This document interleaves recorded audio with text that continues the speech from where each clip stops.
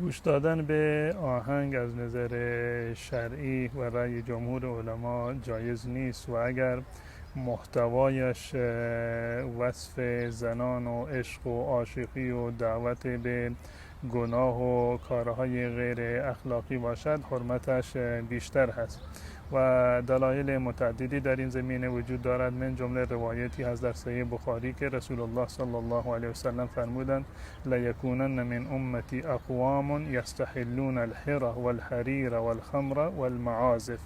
در آخر الزمان در میان امت من افرادی خواهند بود که زنا را، پوشیدن ابریشم را، نوشیدن شراب را و همچنین معازف را یعنی ابزار موسیقی را حلال میدونند. این تعبیر حلال میدانند به این معنی هست یعنی این که حرام هست، اما بعضی آنها را در آخر الزمان حلال میدانند و این دلیل حرمت هست.